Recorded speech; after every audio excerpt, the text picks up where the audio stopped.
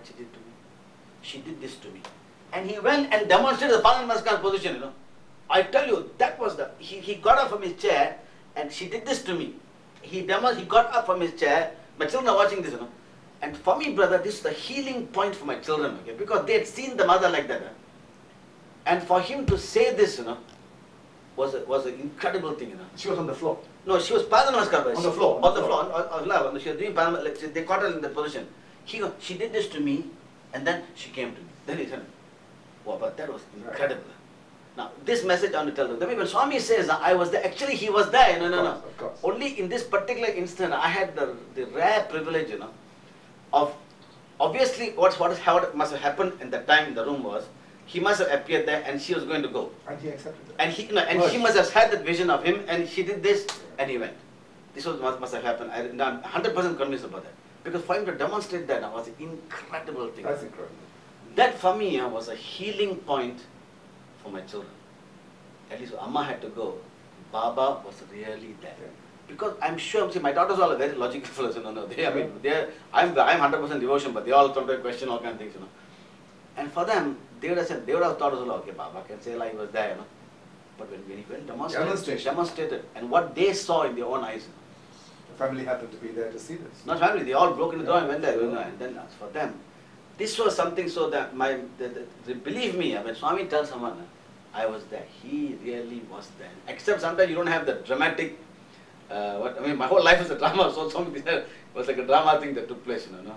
And this was an incredible thing, you know, that happened. But even more tragic than that was the sudden death of the suicide of your son. Yeah. And he had an interview with Bhagawan. Yeah. Before that, what did he say at the interview? No, but the interview was at the time with my mother, with my wife passed away. At that time was the interview, okay. Swami said, Jagajaga, you do your work. I look at it, so. He said that. Because my work means, I'm doing going wrong. You do it, continue to do your work, I look at it, so. So fine. You see, actually what happened was, what I did not realize, at the time, is, okay, my son, he was named by Baba, Jagannatha Sai. Baba. Jagannatha Sai, I read in your note. Jagannatha Sai. And then he named what a name. Yeah, he named him. And he had met Baba, once or twice, and how old was he? 21. And actually what happened was, we didn't realize this, the family, that he had actually, when the wife passed away, when his mother passed away. His mother passed away. He was a youngster, 16, 17, something like that. 17. And then he was apparently affected very much psychologically, okay, being the youngest in the family. And because, you see, what happened was, the drama was that when she passed away, when my wife passed away, I was not there. So the three children, had to sort of among themselves, they had, and then, however, so for 12 or 14 hours from the time she passed away, a bit more than I came back, So they had all got over their grief, and now they all focus. So when I came, brother, I think the attention, people are trying to comfort me. No. Even the children trying to comfort me. And so perhaps the need to comfort the son, everything diverted to me, and they were there, because they were part of the thing, but maybe, I don't know. This was the whole cloud thing. But apparently he was psychologically affected by that particular thing, and it was somehow hidden, And my daughters, they tell me, Baba, he's very badly affected, what have you. And I didn't, because I had to then play the role of father and mother, to go for the children. And he had gone through, quite a lot of trauma. And then it began, actually there was no sign in his life, in my life, that he had been affected, in any way. Except one day, when I came back from overseas, this happened just overseas, I come and taken my bags from the car out, and I walked into the house with my bags. And then the child said, Papa, you're back. So now you know about it, huh? I said, no, about what? And then, brother, he acted so strangely, he said some weird things, and that stunned me.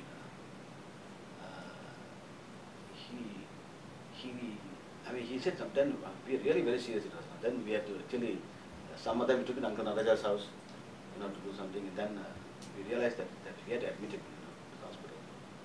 Because he was really paranoid, because he was thinking that I had come earlier because he had some trouble in his office.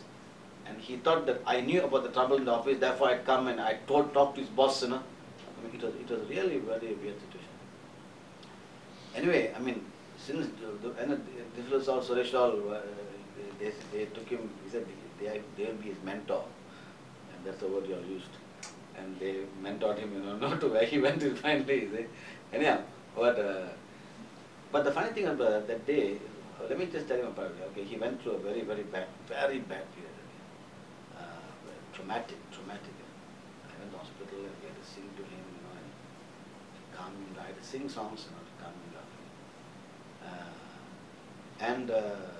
Anyway, he was, and then he came out of it, you know. He came, and then he was so good, you know. He recovered very well. And the doctors then, when they discharged, I still remember the day he was discharged, completely okayed by all the psychiatrists in charge. He was back, and he said he was so good in hospital that the day he phoned me, son, I'm going to take you. It can't be later because they're having a big party here. And the doctors have asked me to be the master ceremonies. You know, so Papa, you don't come, you come, I'll be master ceremony. Then I came and took him. So took him that evening, and beautiful, perfectly normal, come home, and we went out for dinner, family dinner. In fact, some relations had come from overseas, you know, so we had a big family dinner, so he came there, laughing at everybody, joking at everybody. Next morning, normally those days my wife will do the altar and everything. This time I must now go and clean the altar, take a flower from there. And just as coming out, and he had actually very early had a bath, and he had walked in my room, you know, my bedroom. Hey, son, you're up already? Yeah, Papa. Hey, come. Something very unusual happened that day, that day, because he had never done this before in his entire life. And I said, you ready? He was ready. He said, can you join me in prayer? Yes, come. Then I said, come, I'll pluck flowers. That time I hadn't plucked flowers yet. So both of us went downstairs, and I went to the garden with him, following me. First time in his entire life. And I said, son, this is what I do. You see, I pluck only one flower. You know why I pluck one flower? He said, why, Papa? Because I'm offering the flower of my heart, you know, to God. So I need not pluck 10 flowers. You know. Okay. Then he said, I pluck. And I said, son, you know what flower I pluck? I pluck flowers that one flower must stand by itself. If two, I always take one star of Bethlehem, you know, the star of Bethlehem, only star of Bethlehem I offer. I said, why, you know, because I don't want to take two flowers that are together. I know the pain of separation, you know, son. So I only pluck a single flower. So I'll choose the one flower, single flower, I pluck that flower, you know. And then then I go take tulasi, see, I take tulasi, I chew the tulasi, I just eat tulasi now. Then there's a plant called himpada.